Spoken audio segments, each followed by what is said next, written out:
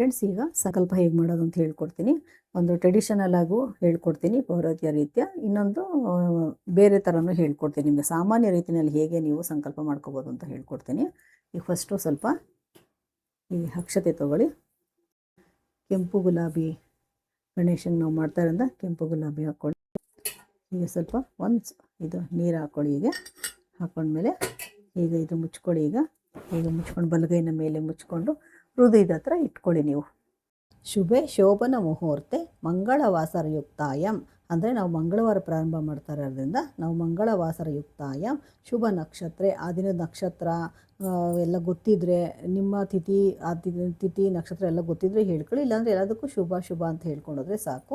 ಶುಭ ನಕ್ಷತ್ರೆ ಶುಭ ಯೋಗೆ ಶುಭ ಕರ್ಣೆ ಏವಂ ಗುಣ ವಿಶೇಷಣ ವಿಶಿಷ್ಟಾಯಾಮ್ ಶುಭತಿಥೋ ಮಮ ಉಪಾತ್ತ ಸಮಸ್ತ ದುರಿತಕ್ಷಯ ದ್ವಾರ ಸರ್ವದೋಷ ನಿವಾರಣಂ ಉದ್ದೇಶ್ಯೆ ಮಮ ಅಂದರೆ ನಿಮ್ಮ ಹೆಸರು ಹೇಳ್ಕೊಳ್ಳಿ, ನಿಮ್ಮ ಗೋತ್ರ ಗೊತ್ತಿದ್ರೆ ಹೇಳ್ಕೊಳ್ಳಿ, ವಂಶಾವಳಿ ಗೊತ್ತಿದ್ರೆ ಹೇಳ್ಕೊಳ್ಳಿ. ಇಲ್ಲಾಂದರೆ ಶುಭ ಅಂತ ಹೇಳ್ಕೊಂಡೋದ್ರೆ ಸಾಕು. ಶುಭ ನಕ್ಷತ್ರ ಶುಭ ಜಾತಸ್ಯ, ಪುರುಷರಾದರೆ ನಾಮಧೇಯಸ್ಯ ಅಂತೇಳಿ, ಅಥವಾ ಸ್ತ್ರೀಯರಾದರೆ ನಾಮ್ಯಾಹ ಅಂತ ಹೇಳ್ಕೊಂಡು ಅಸ್ಮಾಕಂ ಸ್ಥೈರ ಕ್ಷೇಮ ಸ್ಥೈರ್ಯ ವಿಜಯಾಭಯ ಆನಂದ ಆಯುರಾರೋಗ್ಯ ಐಶ್ವರ್ಯಾಭಿವೃದ್ಧ್ಯರ್ಥಂ ಧರ್ಮಾರ್ಥ ಕಾಮಮೋಕ್ಷ ಚತುರ್ವಿಧ ಪುಣ್ಯ ಫಲ ಪುರುಷಾರ್ಥ ಸಿದ್ಧ್ಯರ್ಥಂ ಮಮ ಕುಟುಂಬ ಸ್ಥಿತ ಸರ್ವೇಷಾಂ ಸಮಸ್ತ ಸನ್ಮಂಗಳ ವ್ಯಾಪ್ತ್ಯರ್ಥಂ ಮಮ ಸರ್ವರೋಗ ಭಯ ನಿವಾರಣಾರ್ಥಂ ಸರ್ವಕಾರ್ಯ ಸಿದ್ಧ್ಯರ್ಥಂ ಅಂತ ಇಲ್ಲಿಗೆ ನಿಲ್ಲಿಸ್ಕೊಳ್ಳಿ. ಅದರಿಂದ ಮುಂದೆ ಇನ್ನೂ ಬೇರೆ ಥರ ಇರುತ್ತೆ, ಪೂರೈತೆ ಇರುತ್ತೆ. ಏನಾರು ಎಷ್ಟಿಗೆ ಪೂಜೆ ಮಾಡೋದ್ರೆ ಅದು ಬೇಡ.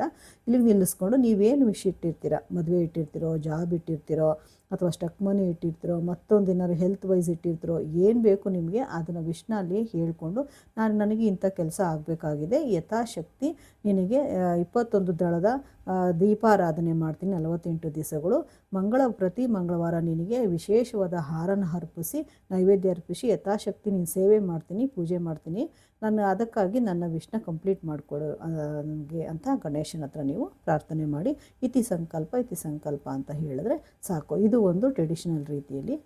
ಹೇಳಲಿಕ್ಕೆ ಆಗಲಿಲ್ಲ ಅಂತಂದರೆ ನೀವೇನು ಮಾಡಬೇಕು, ಸೊ ಇದೇ ಥರ ಸೇಮ್ ಅದೆಲ್ಲ ಇಟ್ಕೊಂಡು ಹಾಕ್ಕೊಂಡು ನೀರಿಟ್ಕೊಂಡು ಹೀಗೆ ಹೃದಯದ ಮುಂದೆ ಇಟ್ಕೊಂಡು ನೀವು ಗಣೇಶನ ಪ್ರಾರ್ಥನೆ ಮಾಡಿಕೊಂಡು, ಗಣೇಶ ನಾನು ಯಥಾಶಕ್ತಿ ಸಂಕಲ್ಪ ತಗೋತಾ ಇದ್ದೀನಿ, ಇವತ್ತಿಂದ 48 ದಿವಸಗಳ ಕಾಲ ನಾನು ನಿನಗೆ ಪ್ರತಿ ಮಂಗಳವಾರ ನಿನಗೆ ವಿಶೇಷ ಆಹಾರನ ಅರ್ಪಿಸ್ತೀನಿ.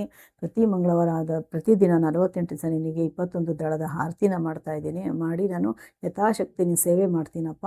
ನನಗೆ ಇಂಥ ಕೆಲಸ ಆಗಬೇಕು, ಅಥವಾ ಜಾಬ್ ಆಗಬೇಕು, ಒಳ್ಳೆ ಕಡೆ ನನಗೆ ಜಾಬ್ ಮಾಡಿಕೊಡು ಅಂತ, ನನಗೆ ಮದುವೆ ಒಳ್ಳೆ ಕಡೆ ಮದುವೆ ಯೋಗ ತಂದುಕೊಡು.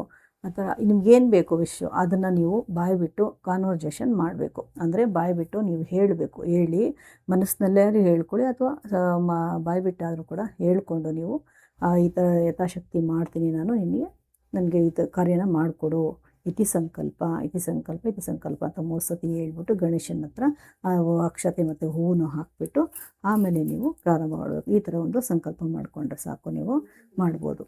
ನಾನು ಟೆಕ್ಸ್ಟ್ ಅದು ಹಾಕ್ತೀನಿ, 2 ಥರನೂ ಹೇಳಿದ್ದೀನಿ ನಿಮಗೆ. ಯಾವ್ದು ಬೇಕೋ ಅದನ್ನು ಮಾಡ್ಕೊಳ್ಳಿ. ಇದೇ ಮಾಡಿದ್ರೆ ಮಾತ್ರ, ಈ ಥರ ಸಂಕಲ್ಪ ಮಾಡಿದ್ರೆ ಮಾತ್ರ ಆಗುತ್ತೆ, ಅದು ಮಾಡಿದ್ರೆ ನಾವು ಸುಮ್ಮನೆ ಬಾರಿ ಹೇಳ್ಕೊಂಡ್ರೆ ಆಗಲ್ಲ ಅಂತ ಏನಿಲ್ಲ ಫ್ರೆಂಡ್ಸ್. ನೀವು ಭಕ್ತಿಯಿಂದ ತುಂಬ ಎಷ್ಟು ಆಳವಾದ ನಂಬಿಕೆಯಿಂದ ನೀವು ಆ ಸಂಕಲ್ಪನ ಮಾಡ್ತೀರಾ ನೀವು, ಅದೇ ಮುಖ್ಯ ಆಗಿರೋದಲ್ಲಿ.